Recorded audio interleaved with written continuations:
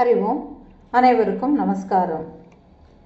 முந்தைய பதிவில் விழிப்பு நிலையில் இருமைகள் இல்லாத நிர்விகல்ப சமாதி நிலையில் மனம் ஆத்மாவில் ஒடுங்குகிறது. அந்த ஒடுங்கக்கூடிய அந்த ஒரு அனுபவம் தான் ஆத்மானுபவம்னு பேர். அப்போ இந்த நிலையில் உள்ள என்ன நடக்கிறதுனா, மனம் ஆத்மாவை அறிந்து கொள்வதனால அதற்கு சமமான தகுதியை அது அடைந்து விடுகிறது. இதைத்தான் சமாதின்னு சொல்கிறோம். அப்போது தூக்கத்துக்கும் சமாதிக்கும் என்ன வித்தியாசங்கிறத சொல்ல ஆரம்பிக்கிறார். இப்போ இதுவரைக்கும் பார்த்ததனுடைய சுருக்கம் என்னன்னா, மனம்ங்கிறது தான் ஜீவன் ஆயிடுச்சு. அப்போது ஒவ்வொரு ஜீவனும், அதாவது ஒவ்வொரு மனமும் இங்கே என்ன செய்யுதுன்னா, ஏற்கனவேயே அது நிறைய விஷயங்களில் சேர்த்து வச்சிருக்கிறதுனால அந்த வாசனைகளுக்கு தகுந்த மாதிரி, அதை அனுபவிக்கிறதுக்கு தகுந்த மாதிரியான ஒரு உடம்பை எடுத்துண்டு அதன் வாயிலாக தன்னுடைய ஆசைகளை எல்லாம் பூர்த்தி பண்ணுறதுக்கு அந்த ஒரு உடம்பை வச்சு அந்த மனம் முயற்சிக்கிறது. அதாவது அந்த ஜீவன் முயற்சிக்கிறது. இப்படி இந்த முயற்சிக்கிறதுல என்னாகும்னா, நிறைவேறாத ஆசைகள் இருக்கும் இல்லையா, அப்போ அதனுடைய அடர்த்தி காரணமாட்டு இப்போ இந்த ஜென்மால என்னத்தை தான் அது ஆன்மீக விஷயங்களா, அதாவது அந்த நிறைவேறாத ஆசைகள்ங்கிறது, அந்த நிறைவேறாத ஆசைங்கிறது வெளி விஷயமாட்டு இருந்தாலும் சரிதான், சத் விஷயமாட்டு இருந்தாலும் சரிதான். அப்போ ஆன்மீக விஷயங்களாட்டு இருந்தாலும் சரி, இந்த யோக பயிற்சிகளானாலும் சரி, தியான பயிற்சிகளானாலும் சரி, ஆத்ம ஞான விஷயங்களாட்டு இருந்தாலும் சரி, ஆனால் இவைகள் எல்லாத்தினுடைய புரிதல் இல்லாமல் அதன் வாயிலாட்டு எதையாவது ஒன்றை செஞ்சு தன்னுடைய தேவைகளை பூர்த்தி செய்து கொள்ள முடியுமான்னு தான் அந்த ஜீவன் பார்க்கறது. அப்போ இப்படி அது பல வகைகளில் முயற்சி பண்ணி இந்த பிறவியில் அதுக்கு சாத்தியம் இல்லைன்னு ஆயிடுச்சுன்னு வச்சுக்குவோம். அப்போ அது என்ன பண்ணோம்னா, இந்த பிறவியில் இது இந்த மாதிரியான சாதனைகள் செய்து அதனுடைய தேவைகள் பூர்த்தி ஆகலைங்கிறது அதுக்கே தெரிஞ்சு போகிறதுனால அதனுடைய சங்கல்பங்கள் பெண்டிங்கில் ஆயிடுது. அப்போ இந்த பெண்டிங்கில் இருக்கக்கூடிய இந்த ஒரு சங்கல்பங்கள் என்ன செய்யுதுன்னா, அடுத்த பிறவி எடுக்கிறதுக்கு, ஒரு உடம்பை எடுக்கிறதுக்கு இதே மனம் தயாராகிறது. அப்போ இங்கே மனம்தான் தன்னுடைய தேவைகளை பூர்த்தி செய்து கொள்வதற்கு, தன்னுடைய ஆசைகளை நிறைவேற்றி கொள்வதற்கு எந்த உடம்பு எடுத்தால் தன்னுடைய தேவைகளை பூர்த்தி செய்து கொள்ள முடியுமோ அதற்கு தகுந்த மாதிரியான உடம்பை இந்த மனமே தான் எடுத்துக்கிறது. அப்போ இந்த மனசுக்கு இந்த உடம்பு சூஸ் பண்ணும்போது ததாஸ்துன்னு சொல்லிடுறார், முடிச்சு போயிடுச்சு. அப்போது எதனால் இப்படி இந்த ஒரு மனம் அலைபாய்கிறதுன்னு கொஞ்சம் நிதானமாக சிந்திச்சு பார்த்தா, மனதினுடைய ஆசைகள் தான் அத்தனைக்கும் காரணம். அப்போ இந்த மனதினுடைய ஆசைகளை அனுபவிக்கணுங்கிறதுக்காகத்தான் இந்த தூல உடல். அப்போது இப்படி இருக்கிறதுனால தான் அந்த ஆசைகள் அந்த செயலை செய்யறதுக்கு தூண்டுகிறது. அப்போ ஆசைப்படாத மனம்னு இருக்கான்னா, மனம் ஆசைப்படாத மனம்ங்கிறது இல்லவே இல்லை. இது மனிதனுக்கு மட்டும்தான்னா, மனிதனுக்கு மட்டுமே இல்லை, எல்லா ஜீவராசிகளுக்கும் ஆசைகள் இருக்குது. ஆனால் மற்றவர்களுக்கும் மனிதனுக்கும் உள்ள வித்தியாசம் என்னன்னா, அதுகளுக்கு இந்த சிந்திச்சு செயல்படக்கூடிய அறிவு இல்லை, ஆனால் மனசு இருக்குது. ஆனால் மனசை பற்றி விஷயங்கள் தெரியாது. அது என்ன செய்யும், தான் ஆசைப்பட்டதை சண்டையிட்டாவது பிடிச்சிக்கணும் அப்படிங்கிற மாதிரியான போக்கு அதுக்கு தெரியும். சண்டை போட்டுக்கும் தனக்குண்டான. இப்போ நாய் பார்த்தீங்கன்னா, தன்னுடைய சாப்பாடை ஒரு நாய் சாப்பிட்றதுக்கு அது அனுமதிக்காது. தன்னுடைய ஏரியான அது ஒரு பவுண்ட்ரி வச்சுருக்கும், அந்த பவுண்ட்ரிக்குள்ளே இன்னொன்று வர்றதுக்கு இது அனுமதிக்காது. அப்போது இதுகள் எல்லாமே என்னன்னா, தன்னுடைய ஆசைப்படுறத சண்டையிட்டாவது அது நிறைவேற்றிக்கிறதுக்கு அது முயற்சி பண்ணும். மனுஷனை பொறுத்த வரைக்கும் இந்த ஒரு ஆறறிவு இருக்கிறது தான் ஆத்மாவினுடைய வெளிப்பாடு. இது எல்லா ஜீவராசிகள்கிட்டையும் இருந்தாலும் ஆத்மாவின் அறிவு பிரதிபிம்பிக்கின்ற ஆற்றல் இருக்கு இல்லையா, அது அந்தந்த உபாதியை பொறுத்து தான் அமைகிறது. ஏன்னா ஓரறிவு ஜீவன் முதல் ஆறறிவு மனிதன் வரை இந்த அறிவினுடைய வெளிப்பாடு வித்தியாசப்பட்டு இருக்கு. அப்போ அந்த ஆறறிவு படைத்த மனித உடல் கொண்ட இந்த ஒரு உபாதி மட்டும்தான் மிக எளிதாக மனசை பற்றி விசாரிக்க முடியும். மனசை பற்றி விசாரிக்கிறதுனால ஆத்மாவை பற்றி தெரிஞ்சுக்க முடியும். மற்ற ஜீவராசிகளுக்கு இந்த வாய்ப்பே இல்லை. ஆனாலும் இந்த மனிதன் என்ன பண்ணுறான்னா, தனக்கு கொடுக்கப்பட்டு இருக்கக்கூடிய இந்த ஒரு மனித உடலை பற்றி தெரிஞ்சுக்காம, அதாவது அந்த மனித உடலினுடைய பயனை தெரிஞ்சுக்காம, தன்னுடைய ஆறாவது அறிவு நிலைக்கு அந்த நிலைக்கு உயராம ஐந்தறிவு படைத்த மிருகம் மாதிரி என்ன செய்கிறாங்க, ஆசையினால விஷயங்களை அடையிறதுக்கு போராடிக்கிட்டே இருக்கிறாங்க. அப்போ இந்த மந்த அறிவு என்ன செய்யும்னா, ஆசைகளை அடைவதற்கு மிருகங்கள் மாதிரி ஒன்றுக்கொன்று சண்டையிட்டு கொண்டு போட்டியிட்டு கொண்டு பொறாமைகளை வச்சுக்கிட்டு தான் இருக்குது. அதனால் இவங்கள் தங்களுடைய ஆசைகளை பற்றியே அறிஞ்சிக்கவும் இல்லை. அப்போ இவங்க என்ன வாழ்க்கை வாழறாங்க, மனம் போன வாழ்க்கை, தாந்தோணித்தனமான ஒரு வாழ்க்கையை இவங்க வாழறாங்க. எது, இந்த ஆத்மாவை பற்றி சிந்திக்க தெரியலை, மனசை பற்றி சிந்திக்க தெரியலை, நம்மளுக்கு கொடுக்கப்பட்டு இருக்கக்கூடிய இந்த ஆறாவது அறிவான இந்த சிந்தித்து செயல்படக்கூடிய திறனை பயன்படுத்திக்க தெரியலை. இப்படிப்பட்டவங்க மனம் போன போக்கில் அவங்க வாழ்ந்து மடிந்து இன்னொரு ஒரு பிறவிக்கு அவங்க உடம்பெடுக்க தயாராகிடுறாங்க. ஏன், எப்படி, இவங்களுக்கு நாம் இருக்கிறது வரைக்கும், அதாவது இந்த உடம்பில் இருக்கிறது நான், அதாவது தனித்துவ அடையாளங்களை கொண்டு முடிவு பண்ணிக்கிறாங்க. அப்போ இந்த நான் இன்பத்தை அடைய வேண்டும்ங்கக்கூடிய ஒரு லட்சியம் மட்டுமே தான் அவங்கள்ட்ட இருக்கும்.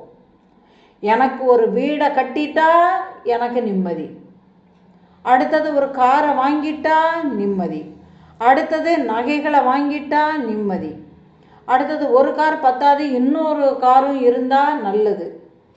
எவ்வளவு ஆசைகள். அப்போ எனக்கு ஒரு வீடு இருந்தால் போகாது, இன்னும் ஒரு வீடு வாங்கணும், இன்னும் ஒரு இடம் வாங்கி போடணும். அப்போது இந்த மாதிரி ஒரு சந்தோஷத்தை அடையணும் அப்படிங்கக்கூடிய ஒரு லட்சியத்தை வச்சுக்கிட்டு இந்த இன்பம்னு நாம் தேடுறோமே, இந்த இன்பம் எங்கிருந்து கிடைக்கிறதுங்கக்கூடிய தெளிவு மட்டும் அவங்க கிட்டக்க இருக்காது. அதாவது அதை சிந்திச்சு பார்க்கக்கூடிய அந்த அறிவு அவங்க கிட்டக்க இருக்கிறது இல்லை.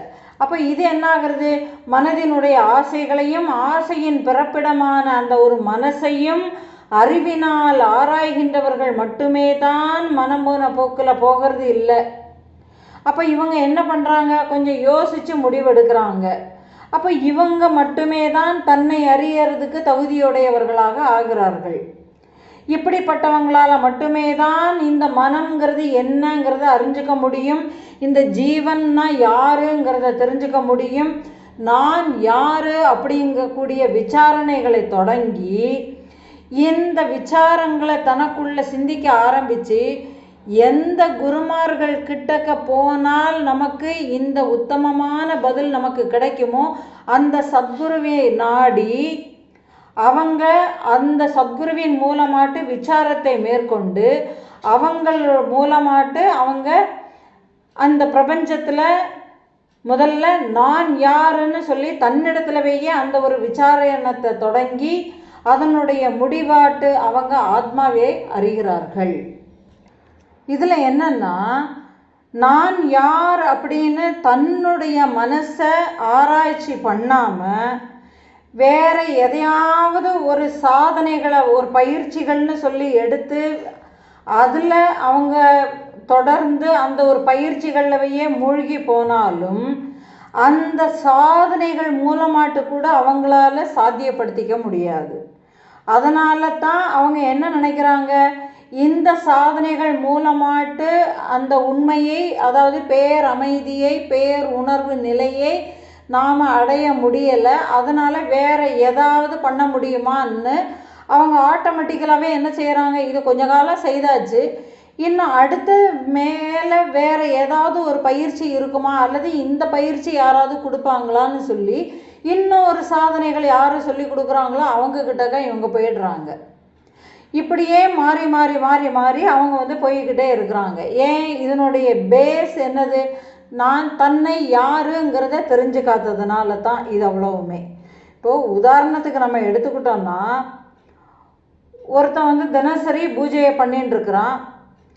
அந்த பூஜையினுடைய பலனாட்டு அவன் விரும்பக்கூடியது அவனுக்கு இப்போது பூஜைகள் எதுக்கு பண்ணுறாங்க? நல்ல ஒரு வளமான ஒரு வாழ்வு வாழணும்னு சொல்லிட்டு பூஜையை பண்ணுறான். ஹோமங்கள் எல்லாமே அப்படி தானே. ஆலயங்களுக்கு போகிறவங்க இறைவா நீ வேணும்னு சொல்லிட்டு யாரும் கேட்குறதே இல்லை. இறைவனா நீ எனக்கு வேணும்னு சொல்லிட்டு கேட்குறோமா? கேட்குறது இல்லை. என்ன கேட்குறோம்? ஆட்டோமேட்டிக்கலாகவே எனக்கு நல்ல புத்தியை கொடு. நம்ம சின்ன வயசுலவே குழந்தைகளுக்கு நம்ம சொல்லி கொடுக்குறோம், இறைவா நல்ல புத்தியை கொடு, நல்ல படிப்பை கொடு, இல்லையா? எல்லாமே நல்ல உடம்பு ஆரோக்கியத்தை கொடு, எல்லாத்தையும் கேளுன்னு சொல்லி நாம் பழக்கி வைக்கிறோம். இறைவன் உனக்கு தேவையானதை இறைவனுக்கே தெரியும், உனக்கு என்னது செய்தாலும் அது நல்லதே தான் அப்படின்னு நம்ம யாரும் சொல்லி கொடுக்கறதில்ல. அப்போ இதை கேட்டால் கிடைக்கும். அப்போ இப்படியே வளரக்கூடிய குழந்தை என்ன பண்ணும்? கேட்கல, நம்மளுக்கு அது கிடைக்கலைன்னா இன்னொரு தெய்வத்துக்கிட்ட போகும். அப்போது இங்கே என்ன நடக்கிறதுன்னா ஒரு வியாபாரம் நடந்து கொண்டு இருக்கிறது. இப்போ எல்லாருமே பார்க்க போனோன்னாக்கா இறைவன் வேணும்னு சொல்லிட்டு கேட்டு இறைவனுக்காக வேண்டி நான் பூஜை பண்ணுறேன், இறைவனை சந்தோஷப்படுத்துறதுக்காக வேண்டி பூஜையை பண்ணுறேன், இறைவன் சந்தோஷப்படுத்துகிறேன்னு சொல்லிட்டு நீ இந்த பூஜையை பண்ணினா இறைவன் சந்தோஷப்படுறான்னு தெரியுமா? அறிஞ்சிக்க முடியுமா? இறைவனுடைய பிரீத்திக்காக வேண்டியே நான் பண்ணிட்டேன்னா இவன் திருப்தி ஆகிடணும், திருப்பி வேறு விவகாரங்களில் ஈடுபட முடியாதபடிக்கு ஆகிடணும். என்ன பண்ணுறான்? ஒரு மாதம் அல்லது 2 மாதம் போயிடுது, இன்னொரு பூஜைக்கு ஆரம்பிக்கிறான், அல்லது இன்னொரு வேள்வி வேறு எங்கே நடக்கிறதோ நடக்கக்கூடிய இடத்துல இவன் போய் கலந்துக்கிறான். அப்போ ஏன் கலந்துக்குவானே? இது எல்லாமே நமக்கு நாமே கேட்டுக்கக்கூடிய விஷயங்கள் தான். நமக்கு நாமே கேட்டுண்டு நம்மளை நாமே ஆராய்ச்சி பண்ணி நாம் எதெல்லாம் சிக்கின்னு இருக்கிறோம், இந்த மனசு இருக்கே, இந்த மனசு எதெல்லாம் சிக்கிண்டு இருக்குங்கிறத நாமளே தெரிஞ்சுக்கிண்டு அந்த மனசை அதிலேருந்து திருப்பி உள்முகமாட்டு நாம் காட்டி கொடுக்கணும். இதில் செய்ய வேண்டியது இவ்வளவுதான். அப்போ பூஜையை பண்ணக்கூடியவன் ஒரு காரியத்தை உத்தேசித்து அவன் பூஜையை பண்ணுறான்னா அந்த காரியம் சாத்தியம் ஆகிடுச்சுன்னு வச்சுக்குவோம். ஆனால் சாத்தியம் ஆகிடுச்சுல்ல, அப்போ இவன் திருப்தி ஆகிடணும். ஆனால் திரும்பவும் கோவிலுக்கு போகிறான், வழிபாடுகளை பண்ணுறான். இல்லைனாக்கா இந்த கோவில் இல்லைன்னா இன்னொரு கோவிலை தேடி போகிறான். அங்கே நடக்கக்கூடிய வேள்விகள், யாகங்கள், ஜபங்கள், தபங்கள்னு சொல்லிட்டு அதில் போய் சிக்கிக்கிறான். அப்போது இதே மாதிரி பலவிதமான சாதனைகளை செய்துட்டே இருந்தாலும் அவன் விரும்புகிறது சாத்தியம்னு, அதாவது அவன் என்ன வேண்டி அதை பண்ணுறானோ பண்ணுறது கிடச்சிடுச்சுன்னா உண்மையாகவே அவன் அதில் திருப்தி அடைஞ்சிருவான். திருப்தி அடைந்தவன் இன்னொரு சாதனை அவன் ஏன் நாடி போக மாட்டான். ஆனால் அனுபவத்தில் என்ன நடக்கிறதுன்னு நாமளே பார்த்தோம்னா இப்போ சாதனைகள் எதுவுமே அவனுக்கு சாத்தியம் ஆகலைங்கிறதுனால திரும்ப எதையாவது செய்து அதன் மூலமாட்டு சாத்தியமாகிறதான் முயற்சி பண்ணிக்கிட்டே இருக்கிறான். அதாவது சாத்தியதை, அதாவது இவன் விரும்பியது எதை செஞ்சால் இவன் விரும்பியது கிடைக்குமோ அதுக்காகத்தான் இவன் போராடிட்டு இருக்கிறான். இப்போது இதில் விஷயம் என்னதுன்னா இவன் உண்மைக்குமே எதுக்காக வேண்டி பண்ணிகிட்டு இருக்கிறான்னா இங்கே திருப்திங்கிறதுக்காக தான் பண்ணிகிட்டு இருக்கிறான். நல்லா புரிஞ்சுக்கணும். ஒவ்வொருத்தரும் எனக்கு நான் இதில் நான் பண்ணி எனக்கு பூர்த்தி ஆகலை, நான் இன்னொன்று நான் பண்ணுறேன், இதில் நான் வேண்டினது கிடைக்கல அதனால் நான் இதை பண்ணுறேன், இப்படி பலவிதமான விஷயங்கள் பண்ணினாலும் இதுக்கு எல்லாத்துக்கும் ஒரு காரணம் என்னன்னா பார்த்தோம்னா திருப்தி. இப்போ எனக்கிட்டக்க திருப்தி இல்லை.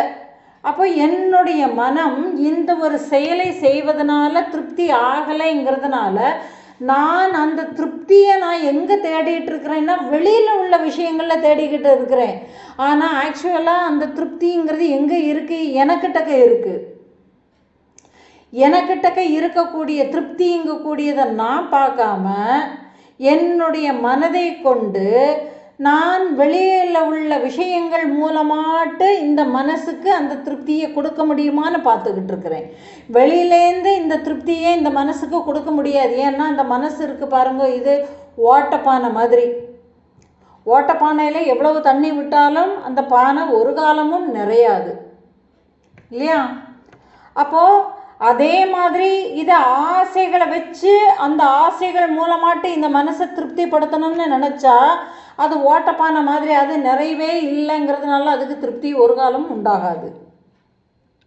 இதனால் இந்த மனம் என்ன செய்யறதுன்னா திரும்ப திரும்ப பலவிதமான விஷய சுகங்களுக்கு பின்னாடியே ஓடி பலவிதமான பதிவுகளை சித்தத்தில் கொண்டு போய் சேர்த்துக்கிறது. இந்த மாதிரியான வாசனைகளை என்ன கொண்டு போய் சேர்த்துக்கிறது, சித்தத்தில் பதிவுகளாட்டு. அதாவது இங்கே ஒரு தாட் எழும்பும் போதே அதனுடைய விஷயங்கள் எங்கே போயிடுது, சித்தத்தில் போயிடுது, குடோனுக்கு போயிடுது. ஏன் குடோனுக்கு போயிடுது? இங்கே லைவில் நடந்துட்டுருக்கிறது பிராரப்த கர்மாவில் என்னது இருக்கோ இருக்கிறது அங்கே அனுபவிக்கப்படுறதுனால இவங்க திரும்ப திரும்ப மேலும் மேலும் போடக்கூடிய எண்ணங்கள் எல்லாமே எங்கே போயிடுது, ஆட்டோமேட்டிக்கலாகவே குடோனில் போய் சேர்ந்துக்கிறது, சித்தத்தில் போய் உக்காந்துக்கிறது. இப்படி இவங்க உட்காந்துக்கிறதுனால இந்த மாதிரியான விசாலமான எண்ணங்களை கொண்ட மனம் இருக்குது பாருங்க. அதாவது விசாலமான எண்ணங்கள்னா பறந்து விரிந்து இந்த உலக விஷயங்களையே கதின்னு போகிறதே இந்த ஒரு மனமாட்டு மாறி பல காரியங்களை செய்து இந்த மனம்தான் கர்மாக்களுக்கு காரணமாக அமைகிறது. ஏன்னா அந்த குடோனில் அங்கே போய் உட்காந்துக்கிறது. அப்போ என்ன ஆகிறது, இதனுடைய பதிவுகளுக்காக வேண்டி திரும்பவும் இதுவே எனக்கையாவது ஒன்று செய்து அடையிறதுக்கு முயற்சி பண்ணி அதை செய்கிறேன் இதை செய்கிறேன்னு செய்து இதுதான் கர்மாவுக்கு காரணமாட்டே உட்காந்துக்கிறது. இப்போது இது இப்படி இருக்க இதில் நான் யாருங்கக்கூடிய ஒரு விசார மார்க்கத்தை மட்டுமே ஒரு சாதனையாட்டு ஒருத்தர் எடுத்துக்கிறான்னு வச்சுக்குவோம். அந்த சாதனை மூலமாட்டு தன்னை ஆராயும் பொழுது, அதாவது தன்னுடைய மனதை ஆராயும் பொழுது அந்த ஆராய்ச்சியின் முடிவில் கிடைக்கக்கூடிய மிகப்பெரிய சாத்தியம் என்னது, ஜீவன். ஜீவன் தன்னை யார் அப்படின்னு அறிஞ்சுக்கிறது. அதாவது மனம் தன்னை யார் அப்படிங்கிறத தெரிஞ்சுக்கிறது. அப்போ விசாரத்தின் மூலமாட்டு, ஏன்னா இந்த மனதினுடைய பிறப்பிடம் எங்கே இருக்குங்கிறது இதை கண்டுபிடிக்க போயிடும். அப்போ இது அமைதிக்கு உள்முகமாட்டு போகும்போது தான் இது நடக்குமே தவிர இல்லைன்னா நடக்காது. இதை வச்சு தான் திருமந்திரத்தில் என்ன சொல்கிறாங்க, தன்னை அறிய தனக்கு ஒரு கேடில்லை, தன்னை அறியாமல் தானே கெடுகின்றான், தன்னை அறியும் அறிவை அறிந்த பின் தன்னையே அர்ச்சிக்கத்தான் இருந்தானேன்னு சொல்லி திருமந்திரம் சொல்கிறது. எப்படின்னா, நான் யாருங்கிறது நான் தெரிஞ்சுக்கிட்டேன்னு உண்டுமானால் இந்த உலக விவகாரங்களில் ஈடுபடுறதுனால எனக்கு எந்த விதமான பாதிப்பும் உண்டாகிறதே இல்லை. அப்போது அந்த இடத்துல உள்ள காரியங்கள் ஈஸ்வர காரியமாட்டு ஆகிறதுங்கிறத இந்த மனம் தெளிவாட்டு அறிஞ்சிடுறதுனால அது மூலத்தில் ஒடுங்கிறதுக்கு தான் பார்க்கும். அப்போது இந்த மூலத்தில் ஒடுங்கிறத பார்க்கறதுனால அது கதி ஆயிடுறது. அப்போது இதனால் கர்மங்களினுடைய பாதிப்புகளுக்கோ புண்ணிய பாவங்களுக்கோ பாவ கர்மா புண்ணிய கர்மாங்கிறதுக்கோ இடமே இல்லை. அப்போ இங்கே கர்மாங்கிறது அகர்மாவாயிடுறது. ஆனால் இது என்னாகிறது, தன்னை அறிஞ்சிக்காம இருக்கிறதுனால தான் யாருங்கிறத தெரிஞ்சுக்காம தன்னை ஒரு ஜீவனாட்டு பாவிச்சு தன்னை ஒரு தனிப்பட்ட அடையாளங்களோடு கூடி இருந்து பார்க்கக்கூடியவன் என்ன பண்ணுறான், தனக்கு தானே கேடு விளைவிச்சுக்கிறான். என்ன பண்ணிக்கிறான், நான் இன்னது ஆசைப்பட்டேன்னு ஆசைப்பட்டது எனக்கு கிடைக்கலைன்னு அழறான். நான் இப்படி எல்லாம் வரும்னு எதிர்பார்த்தேன், இப்படி எல்லாம் ஆகலைன்னு எதிர்பார்ப்புகளில் உள்ள ஏமாற்றத்தினால துக்கப்படுறான். மற்றவங்களுக்கு எல்லாமே கிடைக்கிறது, எனக்கு மட்டும்தான் கிடைக்கலைன்னு ஒரு ஏக்கம் வருது, பொறாமை வந்துடுறது. அப்போ அதை எப்படியாவது அடையணும், அதனால் தப்பு பண்ணினாலும் பரவாயில்லைங்கக்கூடிய அளவுக்கு துணியறான். இப்படி எல்லாமே பண்ணுறதுனால என்ன ஆகிறது, இந்த ஜீவன் தன்னை தானே வருத்திக்கிறது.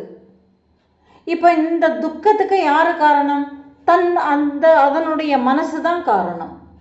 தீதும் நன்றும் பிறர் தர வாராங்கிறது இதுக்காக தான் சொல்லப்பட்டிருக்கு.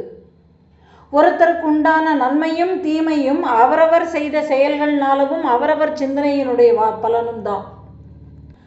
ஒவ்வொரு விஷயத்தையும் ஒவ்வொரு மனிதனும் நல்ல கூர்ந்து ஆராய்ந்து பார்த்தால் அவனுடைய வாழ்க்கையில் நடக்கக்கூடிய ஒவ்வொரு விஷயத்திற்கும் அவனுடைய சிந்தனைகளும் அவனுடைய எண்ணங்களும் அவனுடைய செயல்பாடுகளும் அவனுடைய பழக்க வழக்கங்களும் அவனுடைய நடத்தைகள் இது எல்லாமே தான் காரணமே தவிர நான் இதற்கு காரணமே இல்லைன்னு சொல்லி எதையுமே சொல்லவே முடியாது.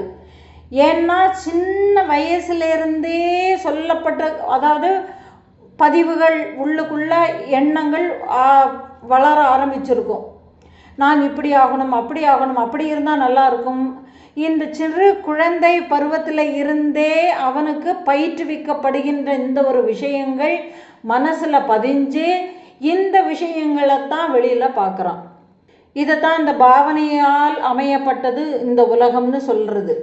நல்ல கூர்ந்து கவனித்து பார்த்தோமே ஆனால் எல்லாத்துக்கும் மூல விதைங்கிறது எனக்கிட்ட தான் இருக்குது. ஆனால் நான் இங்கே என்ன பார்க்காம சுற்றி இருக்கிறத நான் பார்க்கறது தான் பிரச்சனை. அப்போது இந்த விஷயத்தினால இவன் எப்போ இந்த வெளியில் உள்ள விஷயங்களில் ஒன்றுமே இல்லை, இப்போ இதுக்கு காரணமே நான் தான்ங்கிறத தெரிஞ்சுக்கிட்டேன்னா அப்போ நான் என்னை எப்படி பார்த்துக்கணுங்கிறது தெரிஞ்சு போயிடும். அப்போ என்னை நான் பார்க்கறதுக்கு நான் ஆரம்பிச்சிட்டேன்னு உண்டுமானால் அங்கே எனக்குள்ளவையே தான் எல்லாமே இருக்குது. நானே தான் அந்த தூய அறிவாகவே இருக்கிறேன். நான் நினச்சிக்கிட்டு இருக்கிறேன். என்ன நினச்சிக்கிட்டு இருக்கிறேன்? சூரியனும் சந்திரனும் எல்லாம் நவகிரகங்கள் எல்லாமே எதை சுற்றிக்கிட்டு இருக்கு?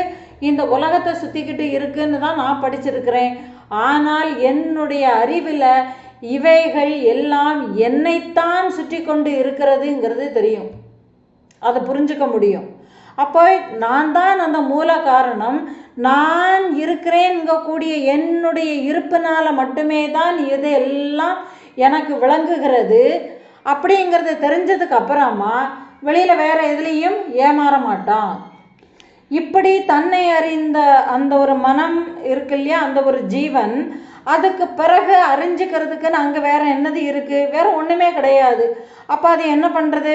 தன்னை தன்னிடத்துலவையே ஒப்படைச்சிக்கிட்டு சரணடைகிறத விட அந்த இடத்துல வேறு ஒன்றுமே இல்லை. அப்போது இந்த சாத்தியத்தை அடைஞ்சிக்கிட்டவன் வேறு ஏதாவது அடையிறதுக்குன்னு வேறு ஒன்றுமே கிடையாது. வேறு எதையாவது செய்யணும்னு சொல்லி ஆசைப்பட வேண்டிய அவசியமும் அந்த இடத்துல இருக்காது. ஏன்னா இங்கே பூரணத்துவம் ஆயாச்சு. ஆனதுக்கு அப்புறமா இனிமேலும் நான் என்ன சாதனைகள் அங்கே செய்ய வேண்டியது இருக்குது? அப்போ சாதனைகளுக்கு அவசியமே இல்லாமல் போயிடுச்சு. அப்போது இதில் நாம் தெரிஞ்சுக்க வேண்டியது என்னதுன்னா, எது எப்போதும் எதையாவது அடையணும்னு அறிஞ்சுக்கணும்னு துடிச்சுட்டே இருக்கோ, எது? மனம். அந்த ஒரு மனம் தன்னை இழந்த பிறகு, தன்னை இழந்ததுக்கு பிறகு, அதாவது தன்னுடைய தனித்துவத்தை, தன்னுடைய அடையாளங்களை எல்லாம், தனித்துவ அடையாளங்களை எல்லாம் இழந்ததுக்கு பிறகு தான் எதை நான் சொல்லி இந்த ஒரு தேகம், பிராணன், புத்தி, மனம் எல்லாத்தையும் பிடிச்சி வச்சுட்டு இருக்கு இல்லையா, இது எல்லாத்தையும் இழந்ததுக்கு அப்புறமா இங்கே அடைவதற்குன்னு சொல்லிட்டு வேற ஒன்றுமே இல்லை. அறிஞ்சிக்கிறதுக்கு இந்த வெளியில் இந்த உலக விஷயங்களில் ஒன்றுமே இல்லை. ஆசைப்படுறதுக்கு அங்கே ஒன்றுமே இல்லை. திருப்திங்கிறது எனக்குள்ளவையே தான் இருக்குங்கிறத தெரிஞ்சு அது அதுக்குள்ளவையே ஒடுங்கி தன்னை தானே கண்டு கொண்டதுனால அது ஒரு பூரணத்துவத்தில், ஒரு அமைதியில், தன்னுணர்வில் தானே நிலை பெற்று அது அப்படியே அறிவாகவேயே அது விளங்குகிறது. அப்போ அந்த இடத்துல மனம்ங்கிறது போய் அறிவு மட்டுமே தான் இருக்குது. அந்த அறிவாகவேயே அது மாறிடுச்சு. அப்போது ஆதியில், அதாவது மூலத்தில் அது ஒடுங்கி அந்த அடையாளங்கள் எல்லாமேயே இழந்ததுனால மூலத்தோட கலந்து அது மூலம் வேறு மனம் வேறுங்கக்கூடிய வேறுபாடுகளோ பாகுபாடுகளோ அந்த இடத்துல இருமைகள்னு சொல்லி எதுவுமே இல்லாதபடிக்கு அது ஒடுங்கி போய் உட்காந்துக்கிறது. இந்த ஒடுங்கி நிற்கிற இந்த ஒரு சமாதி நிலை இருக்கு இல்லையா, இந்த சமாதி நிலை தான் தன்னை அறிகின்ற நிலை. இது ஒரு அதி அற்புதமான ஒரு நிலை. அப்போ அந்த ஒரு சமாதி நிலையை பற்றி நான் இனிமேல் சொல்ல ஆரம்பிக்கிறேன். அந்த நிலையை பற்றி கேளுங்கோன்னு சொல்லி யார் சொல்கிறாங்க? அஷ்டாவக்ரர் முனிவர்கிட்டக்க ஜனக மகாராஜா சொல்லின்னு இருக்கார் இந்த மாதிரி. அப்போது என்னாகுதுன்னா, மனசுக்கு பிரகாச குணம் விசார குணம்னு 2 குணம் இருக்குது. வெளி விஷயங்கள் ஏதுமே இல்லாமல் எண்ணங்கள் ஏதுமே இல்லாத நிலையில் மனமானது உள்ள திரும்பி அந்த உள்முகத்தில் அது காணுகின்ற அந்த ஒரு காட்சி இருக்கு இல்லையா, அதுக்கு பிரகாச குணம்னு பேர். மனமானது பலவிதமான எண்ணங்களை தன்னிடத்தில் வச்சுக்கிண்டு அதனுடைய தன்மை இப்படிப்பட்டது இப்படிப்பட்டதுங்கிறத எல்லாத்தையுமே விளக்கி சப்தரூபமாக எல்லாத்தையுமே அறிவதற்கு விசார குணம்னு பேர். எப்படின்னா இது இன்னது, இது இப்படியானது, இது இந்த மாதிரியானது அப்படிங்கக்கூடிய தெளிவுகள் அதில் இருக்கிறதுனால அதுக்கு விசார குணம்னு பேர். அப்போது மனம்ங்கிறது பிரகாச குணத்தில் எண்ணங்கள் ஏதுமே இல்லாமல் வெளி விஷயங்களை ஆராய்வதற்கு அங்கே விஷயங்களும் இல்லாமல் ஏகாந்த நிலையில் உள் விஷயமான அந்த ஒரு ஆத்மாவை மட்டுமே பார்க்கின்ற பொழுதுதான் நிர்விகல்ப சமாதி ஏற்படுகிறது. விகல்பம்னு சொன்னால் வேற்றுமைகள் இருமைகள், ஆனால் பலவிதமான வேற்றுமைகளை கொண்ட எண்ணங்கள் ஏதும் இல்லாத நிலைதான் நிர்விகல்பம். இப்போது கண்ணை திறந்துண்டு அனைத்து விஷயங்கள்லையுமேயே உழண்டு உள்ளார்ந்த ஆத்ம விழிப்புணர்வோடு நான் எனது என்னுடையதுங்கக்கூடிய அகங்கார மமகாரத்தோடு இருக்கிறது விகல்பம். இந்த நான் எனது என்னுடையது அகங்கார மமகாரங்கள் ஏதும் இல்லாமல் எல்லாமே அவன் செயல் அப்படின்னு சொல்லி அந்த ஒரு சரணாகதி நிலையாட்டு இருக்கிறது நிர்விகல்ப சமாதி. இப்போ இதைத்தான் பட்டினத்தார் எப்படி பாடுறார்னா, எல்லாம் அறிந்து படித்தே இருந்தமக்கு உள்ளபடி வல்லான் அறிந்துளன் என்று உணராது மதிமயங்கி சொல்லால் மலைந்து இருசூழ் விதியின்படி துக்கித்து பின் எல்லாம் சிவன் செயலே என்பர்கான் கட்சியே கம்பனே அப்படின்னு பாடுறார். அதாவது சாஸ்திரங்கள் எல்லாம் படித்து அறிந்து தன்னை ஒரு பண்டிதன் அப்படிங்கக்கூடிய ஒரு மமதையில் இருக்கக்கூடிய ஒருத்தன் ஒரு தன்னை வலியவன் ஆக்கிக்கிறான். எதில்? சாஸ்திரங்களில் தேர்ச்சி பெற்றதுனால அவனுக்கு அந்த ஒரு அகங்காரம் மேலோங்கி இருந்து அவன் தன்னை உணர புத்தி இல்லாமல் மனமயங்கி துன்பம் வரும்பொழுதும் என்ன சொல்லிக்கிறான்? என்னுடைய விதிப்படி என்னுடைய ஊழ்வினை பயனாக இதெல்லாம் வருகிறதுங்கிறத எல்லாம் அறிஞ்சிக்காம என்ன பண்ணிக்கிறான்னாக்க ஏதையாவது ஒரு சாதனைகளை செய்து அவன் சாதிப்பதற்கு முயற்சி பண்ணுறான். ஆனால் இப்படி அந்த விஷயங்களில் முயற்சி பண்ணி அதில் திருப்தி இல்லாமல் முடிவில் என்ன செய்துக்கிறான்? தன்னால் இங்கே எதுவுமே இல்லைங்கிறது ஆனதுக்கு அப்புறமா தான் அந்த ஒரு அடி கிடைக்கும் போது மட்டுமே தான் இவனுடைய மமகாரத்துக்கும் அகங்காரத்துக்கும் அங்கே ஒரு அடி கிடைக்கிறது. அந்த சமயத்தில் மட்டுமே தான் என்னால் எல்லாம் முடியும்னு நினச்சின்னு இருந்தேன், ஆனால் இங்கே என்னால் முடியாததுன்னு ஒன்றுமே இல்லை அப்படின்னு தானே இவன் இவ்வளோ நாளாக நினச்சிட்டு இருந்தான். அது எல்லாமே போயிடுச்சு, இனிமேல் நான் அப்படி நினைக்கிறது எல்லாம் வேஸ்ட் அப்படின்னு போய் எல்லாம் சிவன் செயலே அப்படின்னு சொல்லி எல்லாம் இவர்களைத்தான இப்படித்தான். ஏன்னா எதையாவது ஒன்று செய்ய வேண்டியது, செய்து அதன் மூலமாட்டு துக்கத்தை வர்த்திக்க வேண்டியது, அதுக்கப்புறமா தன்னால் எதுவுமே முடியலைங்கிறத உணர்ந்து தெளிஞ்சதுக்கு அப்புறமா இதுக்கு பலகாலம் ஆயிடும். அதுக்கடையில் பலவிதமான அனுபவங்கள் இவங்களுக்கு கிடைச்சிடும். இப்படியான அந்த அனுபவங்கள் மூலமாட்டுத்தான் எல்லாம் ஈசன் செயலைங்கிறத புரிஞ்சுக்கிறாங்க. இப்படியாக இவர்களினுடைய நிலை இருக்குது. இதனால் நாம் தெரிஞ்சுக்க வேண்டியது என்னதுன்னா, பலவிதமான சாதனைகளை செய்து சாத்தியமே இல்லாமல் வருந்தி இறுதியில் இந்த விசாரத்துக்கு வருவதற்கு இதை அறிஞ்சுகண்ட ஆரம்பத்திலவேயே சித்த சுத்தி உண்டாகிறதுக்கு உள்முகமாட்டு விசாரம் மட்டுமே தான் வழின்னு தெரிஞ்சு அந்த உள்முக விசாரத்தை மேற்கொள்பவன் யாரோ அவனே தான் இந்த நிர்விகல்ப சமாதி நிலையை, அந்த ஆத்மாவின் ஆனந்த அனுபவத்தை அனுபவிக்கக்கூடிய அதி உன்னத நிலைக்கு இவன் போகிறான். அந்த அதி உன்னத நிலை அதுதான், அதில் தான் இருக்குங்கிறதையும் அவனே தான் அறிகிறான். வேற யாராலையும் தெரிஞ்சுக்க முடியாது. அப்போது மனம் விழிப்பு நிலையில் விசாரத்தை செய்து அந்த பேதமைகள் அந்த விழிப்பு நிலையில் அறியப்படுறதுனால என்ன உண்டாகிறது? அந்த இடத்துல சவிகல்ப சமாதி உண்டாகிறது. அப்போது இந்த 2 விதமான சமாதிகளில் விஷயங்கள் ஏதுமே இல்லாத ஆத்ம நிஷ்டையில் நிலைச்சு இருக்கக்கூடிய அந்த ஒரு நிலைக்கு நிர்விகல்பம்னு பேர். இதை இப்போ தான் முன்னாடி பார்த்தோம். விஷயங்களை மூலமாக கொண்டு இது இப்படி அது அப்படிங்கக்கூடிய விசார ரூபமாக பேதங்களை கொண்டு விளங்குவது சவிகல்ப சமாதி. அப்போ பேதமற்ற நிலை, பேதம் உள்ள நிலை, ரெண்டுமே விசார நிலைகள் தான். அப்போது இப்படி அந்த நிர்விகல்ப சமாதி உண்டாகுவதற்கு வெளிப்புற எண்ணங்களை தவிர்க்க வேண்டும், உள்முகமாக மனதை திருப்ப வேண்டும்.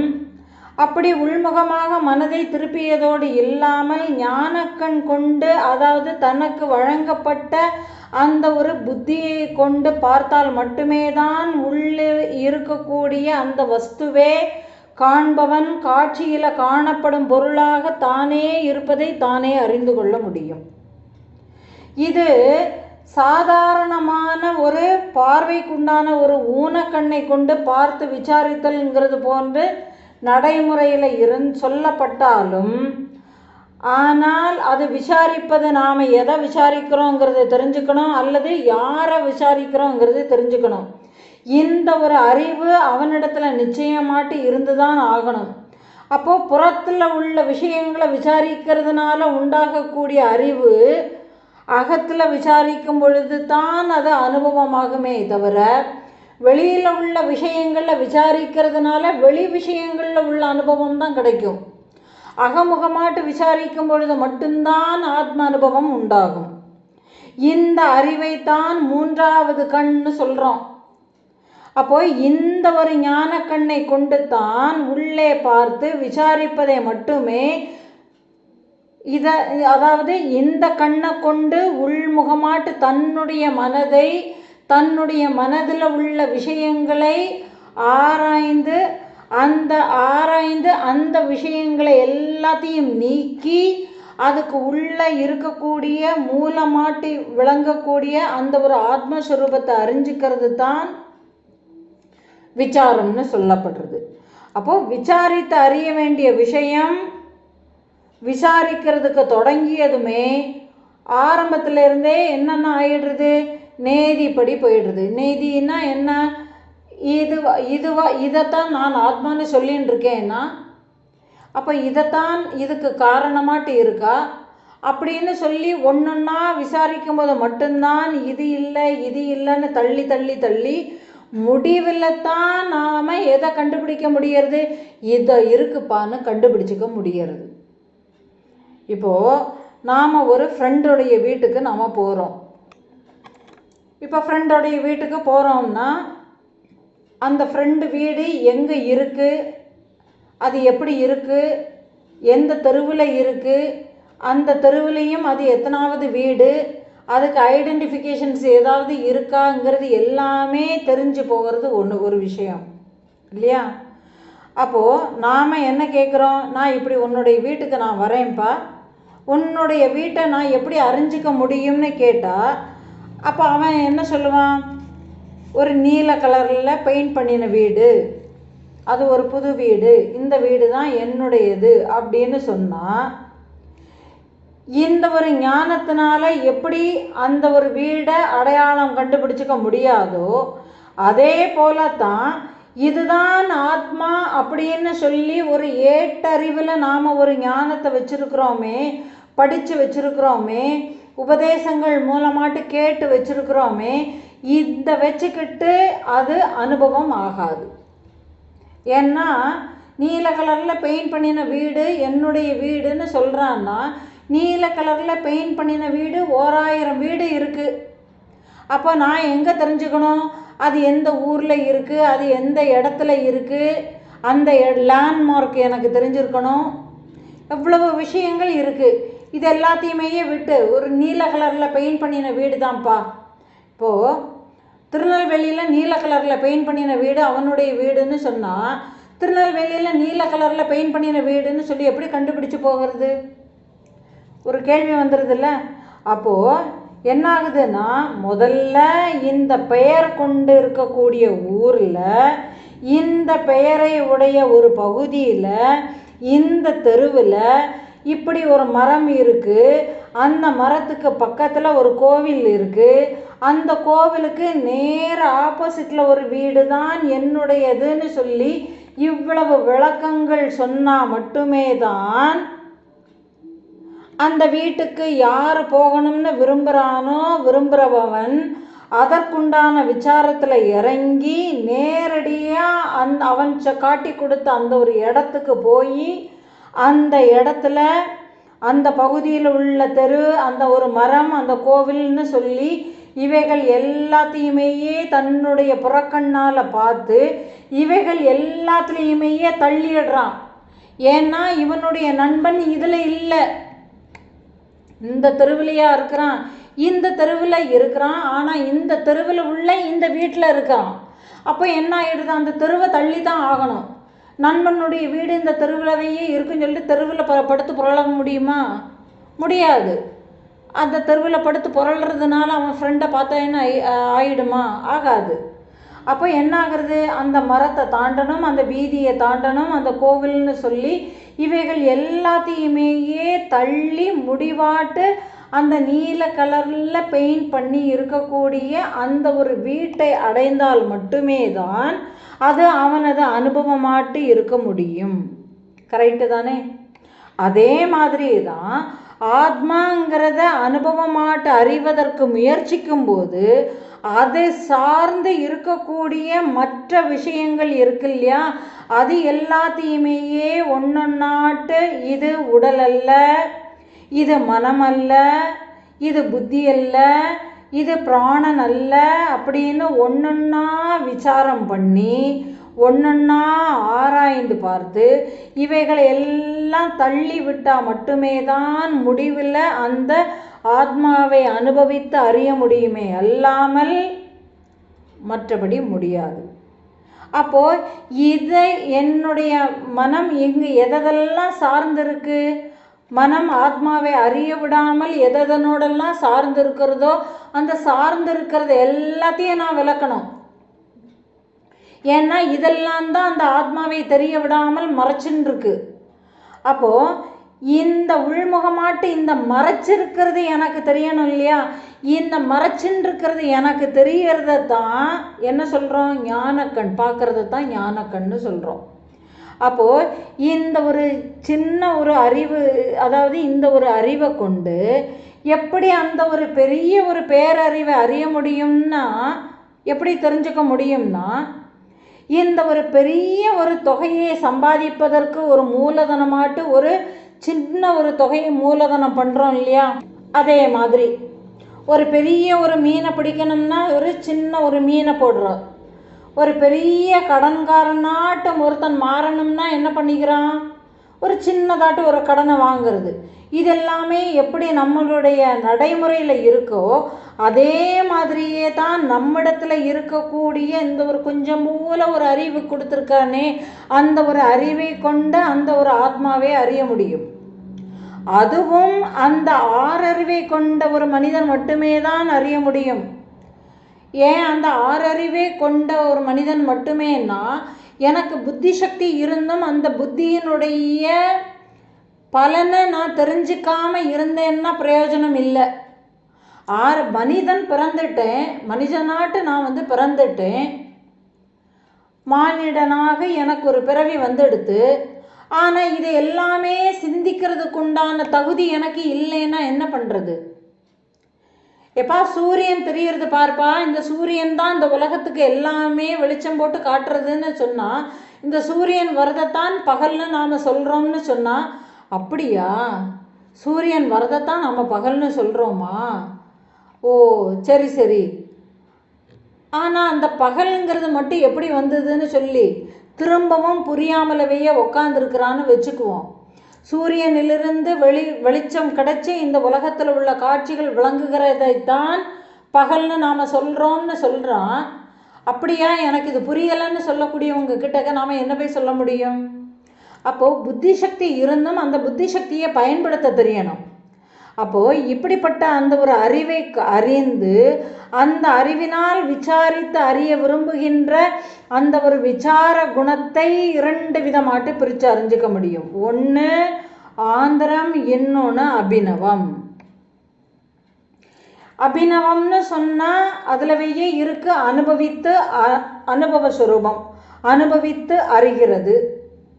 ஆந்திரங்கிறது மற்றவர்களினுடைய அனுபவத்தின் வாயிலாக அல்லது தான் இதுக்கு முன்னாடி சில அனுபவங்களை வச்சிருப்போம், அந்த அனுபவ விஷயங்களை ஞாபகத்தில் வச்சுக்கிண்டு அவைகள் வாசனைகளாக வெளிப்பட்டு சதா எதையாவது பிடிச்சிக்கிண்டே இருந்து அதையே எப்பொழுதுமே சிந்தனை பண்ணி கொண்டே இருக்கிற ஒரு நிலை. இப்படி இந்த விசார ரூபமான மனம் 2 சக்திகளோட செயல்பட்டு கொண்டு இருக்கிறது. இப்போ நல்லா புரிஞ்சுக்கணும். ஏன்னா இந்த 2 செயல்களுமே மனசு செய்துக்கிட்டே தான் இருக்கு. நாம் என்னமோ ஒரு விஷயத்தை எடுத்துக்கிட்டு நாம் இப்படி ஆராய்ச்சி பண்ணணும்னு நாம் தனியாட்டு போய் உட்காந்தாதான் அது ஆராய்ச்சி பண்ணணும்னே இல்லை. மனசுக்கு எண்ணங்கள்ங்கிறது எழும்பிய உடனேயே அது ஆராய்ச்சி பண்ணுறதுக்கு ஆரம்பிக்கிறது, இயல்புலவையே அது ஆரம்பிக்கிறது. அப்போ நாம் இதில் மனசுக்கு பழக்கி கொடுக்க வேண்டியது என்னதுன்னா, அதில் ஏற்கனவேயே எழும்பக்கூடிய எண்ணங்களை ஆராய்ச்சி பண்ணி ஒரு பிரயோஜனமும் இல்லை.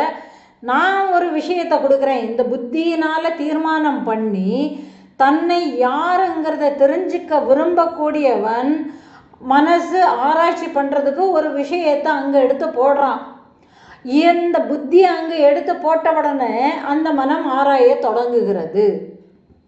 அப்போது இந்த மனம் எப்போதுமே இந்த நிகழ்வுகள் நாம் இப்போ இதெல்லாமே படிக்கிறது நமக்கு ஏதோ ஒரு பெரிய ஒரு தியரிட்டிக்கலாக நம்ம படிக்கிற மாதிரியே தெரியும்.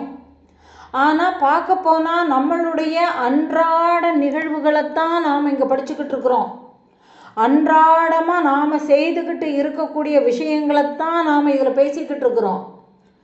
ஆனால் என்னன்னா, நம்ம அன்றாடம் செய்து கொண்டு இருக்கக்கூடிய விஷயங்கள் எதை பற்றிங்கிறது நம்மளுக்கு தெரியலை. எதை பற்றி நாம் பண்ணிகிட்டு இருக்கிறோம்? உலக விஷயங்களை பற்றி பேசுகிறோம், அடுத்தவங்களை பற்றி பேசுகிறோம், நாம் தெரிஞ்சுக்கின்ற விஷயங்களை பற்றி நாம் பேசுகிறோம். ஆனால் யாருமே தன்னை யாருங்கிறத தெரிஞ்சுக்கிறதுக்கு உள்முகமான விசாரத்துக்குள்ள விஷயங்களை நாம் எடுத்து போடணுங்கிறது தான் நமக்கு தெரியல. அப்போது இதில் நன்றாக தூங்கக்கூடிய நிலையில் மனதினுடைய பிரகாச குணம் வெளிப்பட்டு இருந்தாலும் ஆன்மா நேரடியாக அனுபவப்படாததுனால அதனுடைய அறியாமை காரணமாட்டுத்தான் அங்கே அந்த தூய ஒரு அறிவு அறியப்படாததாக இருக்கிறது. ஆனால் விழிப்பு நிலையில் மனதினுடைய விசார குணம் வெளிப்பட்டு இருந்தாலும் ஆனால் ஆத்மா நேரடியாட்டு அங்கேயும் அனுபவப்படலை. ஏன் அனுபவப்படலை? ஏன்னா இந்த மனசு வெளியில் உள்ள விஷயங்களை பிடிச்சின்னு இருக்கு, வெளியில் உள்ள விஷயங்களவையே எண்ணின்னு இருக்கு. காதால் ஒரு விஷயத்தை கேட்டால் போதும், கேட்ட மாத்திரத்திலவையே அந்த விஷயங்களுக்கு பின்னாடி ஓடுறது. கண்ணுனால் ஒரு விஷயத்தை பார்த்த உடனேயே அந்த விஷயங்கள் பின்னாடியே ஓடுறது இல்லையா? ஒரு வாசனை வருது, அந்த வாசனையை நுகர்ந்த உடனேயே அந்த வாசனையை பிடிச்சுண்டு அதை அனுபவிக்கிறதுக்கு ஏக்கம் கொள்வது.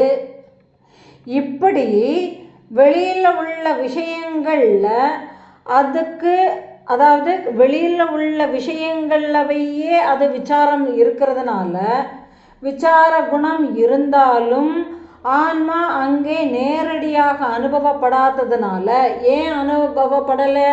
அங்கே அறியாமை இருக்குது. என்னத்தினால அந்த அறியாமை வந்தது? ஏன்னா வெளியில் உள்ள விஷயங்களைத்தான் அது ஆத்மான்னு நம்பின்னு இருக்கு, அதுதான் நிலையானதுன்னு நம்பின்னு இருக்கிறது இல்லையா? அதுதான் அறியாமை.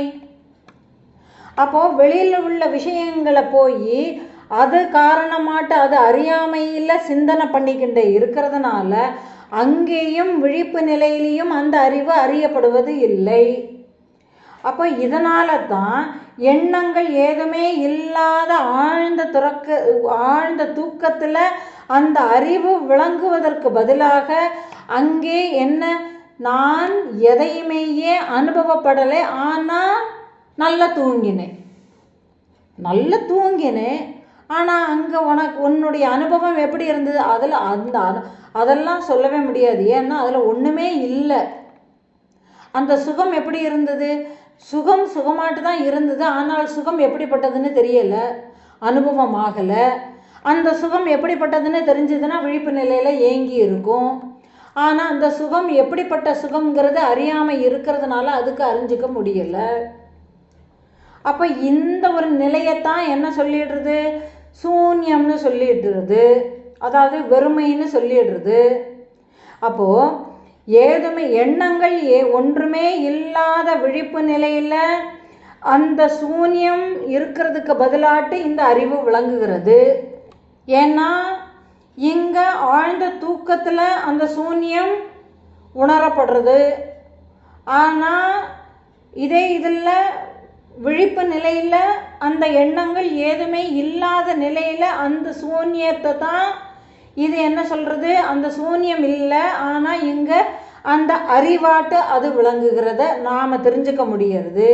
அப்போ அந்த இடத்துல அந்த சூன்யம் இல்லைன்னு தெரிவாயிடுறது.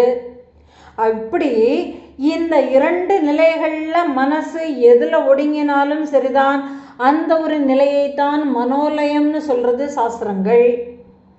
எப்படின்னா இந்த மனம் எண்ணங்கள் ஏதுமே இல்லாமல் தூக்கத்தில் சூன்யமாட்டு வெறுமையாட்டு இருந்தாலும் விழிப்பு நிலையில் அது அந்த அறிவை அறிந்து அதில் கரைந்து போனாலும் இந்த ரெண்டுலேயுமேயே மனசு லயமாகிடுறது.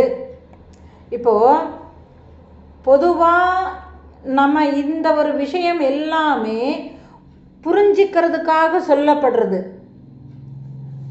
ஏன்னா என்னுடைய மனம் ஒருமுகப்படவே இல்லைன்னு நாம் சொல்லிகிட்டே இருக்கிறோம். இப்போ யாரை கேட்டாலும் என்னுடைய மனம் ஒருமுகப்படலை அப்படின்னு சொல்கிறோம். நல்ல ஒருத்தர தீவிரமாக விசாரம் பண்ணி பார்த்தா எல்லாருடைய மனமும் டெய்லி ஒரு விஷயங்களில் மனசு ஒருமுகம் ஆகிறது. எப்படி? ரொம்ப துக்கத்தில் இருக்கும் பொழுது மனம் ஒருமுகப்படுறது. ஏன்னா அதை பற்றியே சிந்தனை பண்ணின்னு இருக்கு. ஒரு விரோதியாட்டு இருந்தால் அந்த விரோதியை பற்றியே திங்க் பண்ணி அந்த ஒரு மனம் ஒருமுகப்படுறது. ரொம்ப சந்தோஷமாட்டு இருக்கிறோன்னாக்கா அந்த சந்தோஷத்தில் ஒரு ஏகாகிரதை உண்டாயிடுறது. அப்போ பிடிச்ச விஷயங்களில் ஏகாகிரதை உண்டாகிறது. பிடிக்காத விஷயங்களில் இது எனக்கு பிடிக்கலை, இது எனக்கு வேண்டாம், எனக்கு இது வேண்டவே வேண்டாம்னு நிச்சயிக்கும் போது மனம் ஒரு ஏகாக்கிரதையில் உண்டாயிடுறது. இப்போ இது எல்லாமே நம்மளை அறியாமலவேயே நம்மளுடைய மனம் ஒருமுகப்பட்டுக்கிட்டே தான் இருக்குது. ஆனால் நாம் இதுக்கு ஒரு விஷயமாட்டு வேற ஒன்றை நாம் கொடுத்துடுறோம், எங்கள் வெளியில் உள்ள விஷயங்களை கொடுத்துடுறோம். அதனால் நமக்கு அந்த மனசு அந்த இடத்துல லயமாகிறது நமக்கு தெரியலை, ஒடுங்கிறது தெரியலை. எதில் ஒடுங்கிறது? வெளியில் உள்ள விஷயங்கள் அங்கே ஒடுங்கிறது. ஆனால் இங்கே இந்த மனம் என்ன செய்யறதுன்னா, தூய அறிவை கண்டதும் அந்த அறிவோடு இது ஒடுங்கிறத தான் மனோலயம்னு சொல்கிறோம். இப்போ வெளியில் உள்ள விஷயங்கள்ல ஆனாலும் சரி, இதில் ஆனாலும் சரி தான், மனசு ஒடுங்கிறது தான் விஷயம். அப்போது ஆழ்ந்த தூக்கத்தில் எண்ணங்கள் ஏதுமே இல்லாத நிலையில் மனசு ஒடுங்கிறத அறிவு அனுபவமாக தவறாக புரிஞ்சுக்கிறாங்க. இந்த நிலையில் மனம் சத்துவ குணத்திற்கு பதிலாட்டு என்ன குணத்துக்கு போயிடுது? தமோ குணத்துக்கு போயிடுதுன்னு முன்னாடியே பார்த்தோம். இப்படி தமோ குணத்துக்கு போகிறதுனால தான் சிலவங்க என்ன பண்ணுறாங்க, தியானத்தில் உட்கார்றேன்னு சொல்லிட்டு நிறைய பேர் தூக்கத்தை அனுபவமாக கொள்கிறார்கள். இதையும் முன்னாடி தான் போன பதிவுகளில் நாம் விரிவாட்டு பார்த்தோம். அப்போது எண்ணங்களோடு கூடிய கனவு மற்றும் விழிப்பு நிலைகள், எண்ணங்கள் ஏதுமே இல்லாத சூன்யத்தை, அதாவது வெறும்னு இருக்கக்கூடிய, அதாவது ஏதும் அறியப்படாத அந்த ஒரு உறக்க நிலை, இங்கக்கூடிய இந்த ஒரு 3 நிலைகள்லையுமேயே ஆத்மாவை ஒருபொழுதும் அனுபவமாக அறியவே முடியாது. ஏன்னா விழிப்பு நிலையில் வெளி விஷயங்களில் ஓடுறது, கனவு நிலையில் அது தானாகவே பலவிதமான கற்பிதங்களில் போயிடுறது, தூக்கத்தில் அது எதுவுமே இல்லாத தமோ குணத்துக்கு போயிடுறதுனால இந்த 3 நிலைகள்லையுமேயே ஆத்மாவை நான் அறிந்து கொள்வேன்னா முடியாது. ஆத்மா அனுபவமாட்டு அறியறதுக்கு முடியலை. அப்போ இதுக்கு எல்லாத்துக்கும் நம்மளுக்கு தேவை என்னது? அப்போ இந்த 3 நிலைகள்லையுமேயே தானாகவே அனுபவம் கிடைச்சிருதான்னா கிடைக்காது. அதுதான் சொல்லப்படுறது. இப்போது விசாரம் பண்ணி விழிப்பு நிலையில் விசாரத்தினால அதை அனுபவமாக்க முடியுமே தவிர, இல்லாமல் விழிப்பு நிலையில் எண்ணங்கள் ஏதுமே இல்லாத ஒரு நிலையில் நான் அப்படியே உட்காந்தே இருக்கிறேன்னா உட்காந்தே இருக்க வேண்டியதான். ஏன்னா இந்த மனம் ஒரு போக்கு காட்டி நம்மளை வெளி உலக விஷயங்களுக்குள்ள நம்மளை சிக்க வச்சு கொண்டு போயிடும். அப்போது விசார ஞானத்துடன் எண்ணங்களோடு கூடி, அதாவது விசார எண்ணங்களோடு கூடிய விழிப்பு நிலையில் ஆத்மாவை பற்றிய ஒரு விசாரணை அறிவு மட்டுமே தான் இருக்குமே தவிர அப்பவும் அந்த அறிவு அனுபவம் ஆகாது. ஏன்னா ஆராய்ச்சி எப்பொழுதுமே அந்த விசாரத்திலவையே ஈடுபட்டு கொண்டு இருக்கக்கூடிய மனசுக்கு எப்போதுமே ஏதாவது ஒரு விஷயம் இருந்து கொண்டே இருக்கிறதுனால அப்போ அந்த விஷயம்தான் அதுக்கு பிரதானமாட்டு இருக்குமே தவிர அந்த இடத்துல அந்த அறிவுக்கு பிரதானம் இல்லைங்கிறதுனால அந்த அறிவு அந்த இடத்துல அனுபவம் ஆகாது. அப்போது அந்த அறிவை நான் அனுபவமாட்டு உணரணும்னு உண்டுமானால் எந்த விதமான வெளி எண்ணங்களும் மனதில் உண்டாகாதபடி நிர்விகல்ப நிலையில் மட்டுமே தான் அது அனுபவமாக உணரப்படுகிறது. அப்படிங்கிறத ஜனக மகாராஜா அஷ்டாவக்ரருக்கு சொல்லி கொடுக்கிறார்.